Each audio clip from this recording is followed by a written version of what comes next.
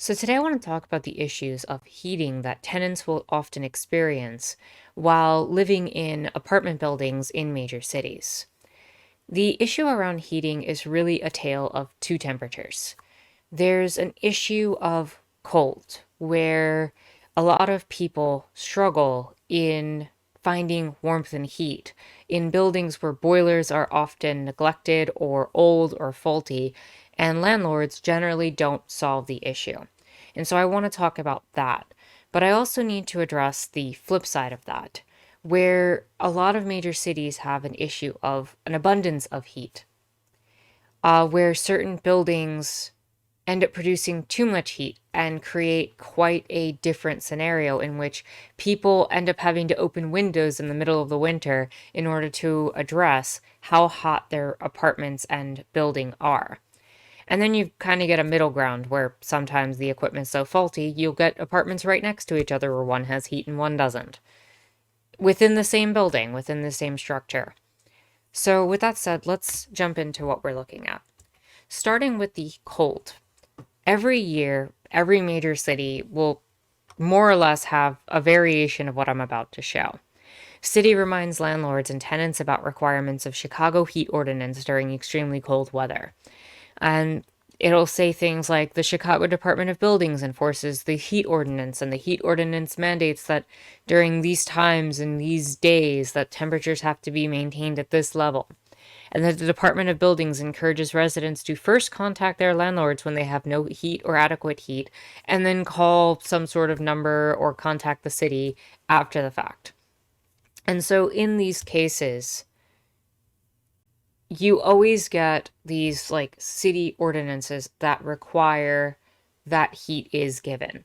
In fact, in most major cities that have a cold climate during the winter and can get to really dangerous temperatures, there is a requirement that even if a tenant does not pay rent, that the heat must remain on in a building. And so these types of protections are put in place to theoretically create the situation where you don't create hazards for people's health by letting them freeze. Unfortunately, this is not how this usually pans out, and it never seems to work. A lot of people end up having to reach out to the local news because reaching out to the city doesn't actually solve the problem. Even after contacting the landlord, even after contacting the city, people don't get their issues resolved. And so you'll end up with situations like this particular article from Cleveland, where it says, in depth, Northeast Ohio tenants in the cold report broken furnaces and broken promises. And this is from December 15th of 2020. And you'll often have to deal with legal aid societies stepping in.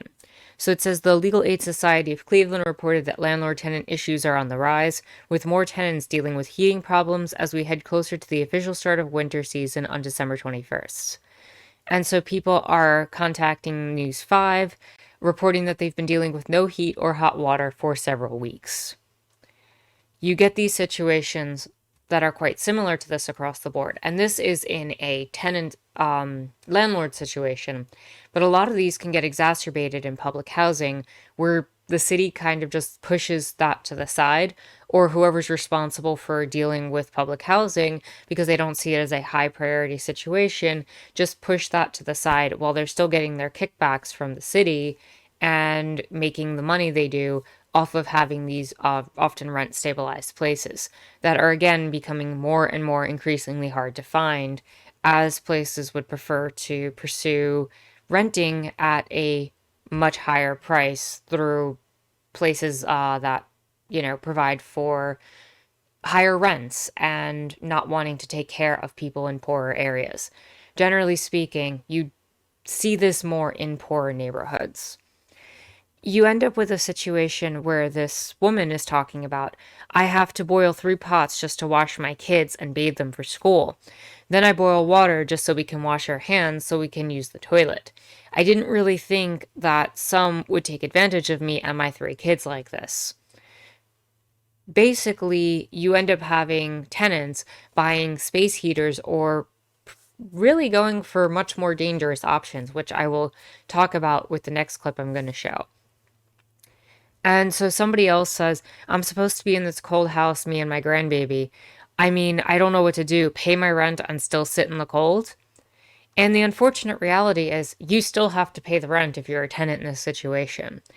What is asked to be done to ensure this situation is fluid and that you don't get sued for not paying rent is to contact a legal aid and put your rent in some sort of escrow with the court in order to prevent you from having to, get sued. Because, of course, you withdrawing payment on not having heat is apparently an issue, but your landlord not properly taking care of a boiler and making sure that you have warmth and that your kids have warmth in the wintertime is not a problem. And this is part of a larger issue that I think needs to be addressed. Whenever something goes wrong in an apartment or something that a landlord owns, the landlord is not the person directly experiencing the problem. They will still get their money, they will still get their care, they will still be taken care of by the state, but it's often people who have to go weeks without getting the proper necessities that they require, whether it be something like a leaky faucet or not having heat or anything in that regard. And if the property is actually damaged, it's not the landlord who ends up having to deal with the worst of it. It's the tenant who has to deal with their own home and property being damaged or destroyed. So I want to show another example from News 12 The Bronx, which talks about Brownsville, where tenants are without heat and the boiler issues have been ongoing for almost a decade. This isn't just like a once-off thing. These issues are prolonged with faulty boilers that are old and don't end up working well. And so I want to actually play this clip and then we can talk about it.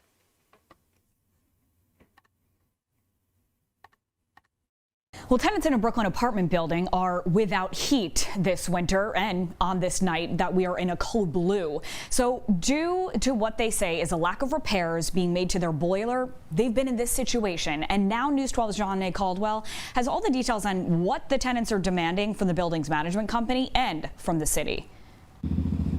This building at 257 Mother Gaston Boulevard is one of 5 buildings here in Brownsville that tenants say has a slew of problems, one being a lack of heat during these cold winter months. And they tell me this has been an ongoing issue for at least a decade. It's devastating getting up every morning in the cold, coming home from work into the cold, coming from out of the cold into the cold. I'm tired of it. Deborah King is a tenant in this building who is frustrated by what she says is a faulty boiler that turns off when it's cold outside. Tenants say the building is managed by the company Park Monroe, but is also a part of the city's alternative enforcement program, which allows the Department of Housing Preservation and Development to make repairs in apartment buildings that have many code violations. King says she's called HPD numerous times trying to get the boiler replaced, but she says they usually come out, inspect the apartments, notify the management company Park Monroe, who she says then makes a quick fix to the boiler that doesn't last long. And now as the year ends, she and other tenants are going into yet another holiday with no heat. We have to heat our apartment.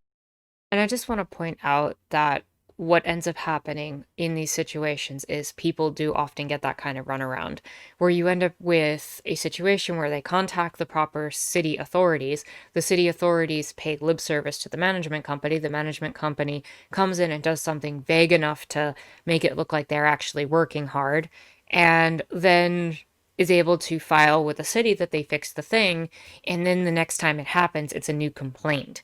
But it's a problem for tenants that lasts for years, and in this case, a decade. And so what do you do in that situation? You can't, again, withdraw your rent. You can't take power. You can only pursue the courts, but we'll talk about like the issues with the courts after. It's by using the oven, which is unhealthy. We don't get heat. It be real cold. I have to put the blanket against the window in one of those rooms to keep the air from coming in. Tenants say they're hoping that something will be done about their heating issue soon. In Brownsville, Johnny Caldwell, News 12. It's horrible. And we did reach out to the management company, Park Monroe, regarding the issues at this building. They told us no comment. But the Housing Preservation and Development representative told us this. We sent an inspector to the property today who confirmed that heat and hot water were of adequate temperature. We last issued a violation for heat and hot water at the property on 12/18, on December 18th. But during a follow-up inspection, confirmed that heat and hot water had been restored. So of course it was, because it hit the news. And this happens a lot where, once this runaround and this cycle happens, when the story finally gets into a small newscaster and, the management company gets their name put out there and they're called out for what they're doing, they will actually fix the situation. But one of the things that the woman in the video had mentioned is the usage of the oven as a tool to keep the apartment warm. And I need to say this as, just flat out information for people. Don't do that. If you have a gas oven, you're putting yourself at risk for carbon monoxide poisoning. If you try to use the oven for heat, carbon monoxide is invisible, odorless, and tasteless, so you won't be able to tell if it's seeping into your home. Moderate levels of the gas can cause things like headaches, dizziness, nausea, and fainting. It can feel like you're coming down with the flu. High levels are fatal. When you use your appliances correctly, you don't need to worry about carbon monoxide poisoning, but using a gas oven as a heater is not the right way to use the appliance. And the reason I need to point this out is not because I blame the woman for actually trying to get heat in her space and doing that, but because it's actually a dangerous thing that the landlords are putting people in the position where this might be one of the only options for heating the space that they have.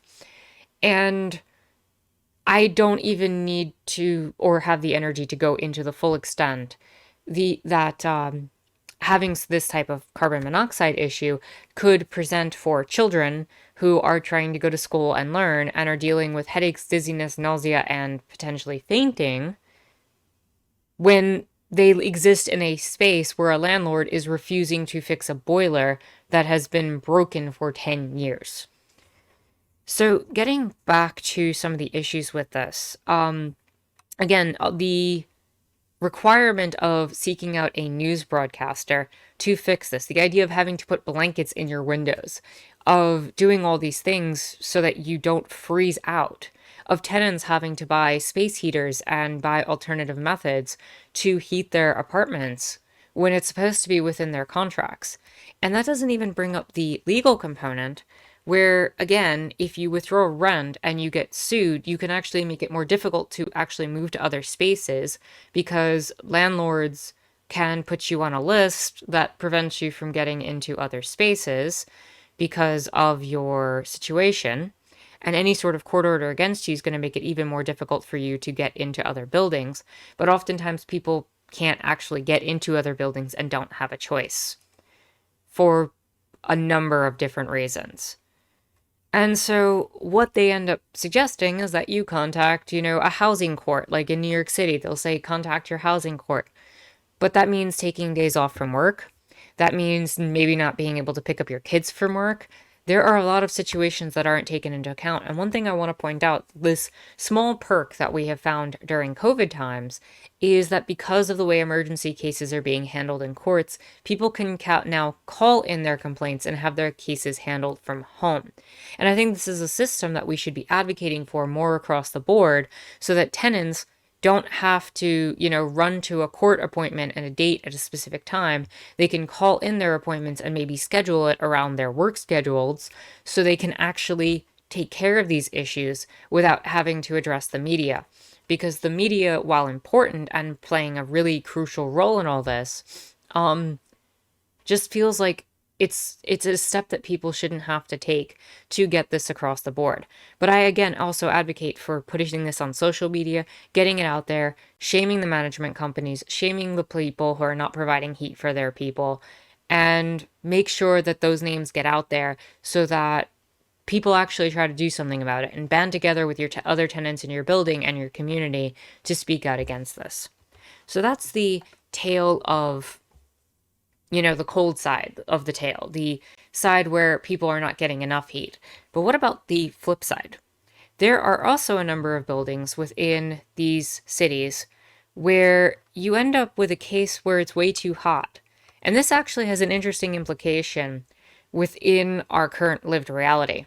When you had situations that were pandemic oriented, like the Spanish flu back in 1918, people without the full knowledge of germ theory had come up with some interesting ideas to fight and use radiators as a tool to fight infection. And so, in this current time of pandemic, this is actually kind of a valuable resource because health officials thought correctly that fresh air would ward off airborne diseases. Then, as now, cities rushed to move activities outdoors, from schools to courtrooms. When winter came, the need for fresh air didn't abate. According to Hallahan's research, the Board of Health in New York City ordered that windows should remain open to provide ventilation, even in cold weather. In response, engineers began devising heating systems with this extreme use case in mind. Steam heating and radiators were designed to heat buildings on the coldest days of the year with all the windows open.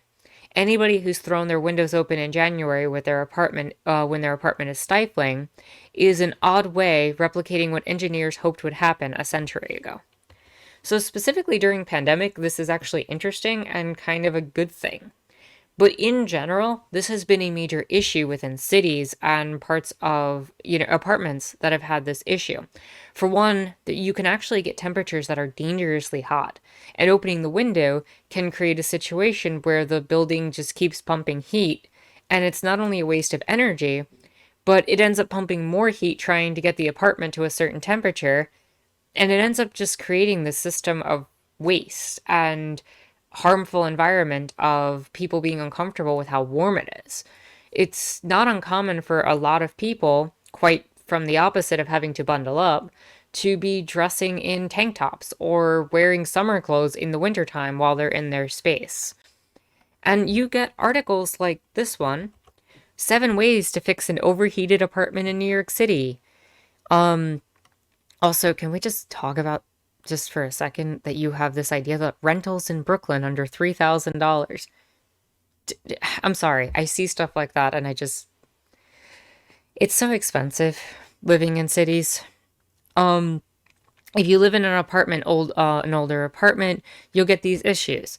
So they say open the windows, turn the heat off in your overheated apartment if it has a valve, because it might not have a valve, but if it does, you might as well turn it down. Install a thermostatic valve or vent. Use a fan to cool down your overheated apartment. Invest in a radiator cover. Cover the radiator with fabric to cool down and use a humidifier to combat dry air. And so, quite the opposite, again, of the previous situation. Instead of buying space heaters, you have to buy fans for the winter time because of how hot it is. That's kind of absurd that you have this duality within the same city, within the same structures, where one has far too much of this resource and one does not have any at all. And for one more thing I want to talk about with this is that you also get cases where it's inconsistent within the same building itself. Because of how old certain buildings are, some of the heat channels are not always the most efficient. And so you'll often get situations where lower floors will get the abundance of heat, but higher floors actually get pretty much no heat. Or sometimes it could be split from side to side in a building, depending on how the piping and structure is done. And so one of the things that is called for is thermostatic radiator valves, where you can actually deal with how the heat is dispensed within your apartment situation. And again, speaking to this, I just want to read this one more quote.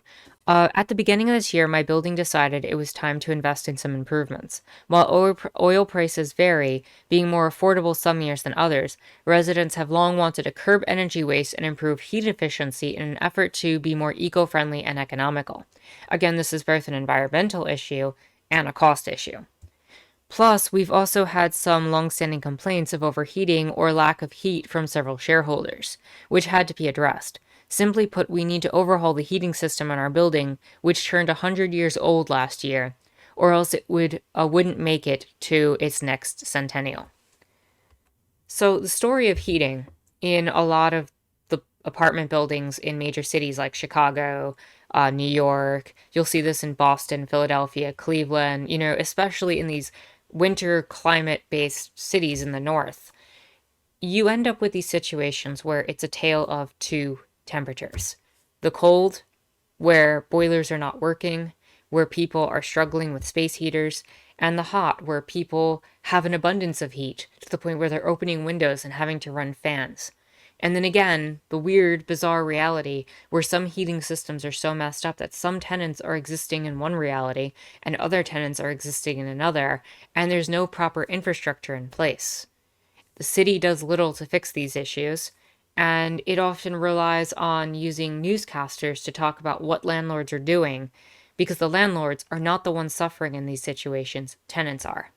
With that said, if you like this video, give it a thumbs up, hit the subscribe button and bell for notification. You can follow me on Twitter and check out my Discord in the description down below. My name is Anarchist Tara, and I hope you enjoyed watching.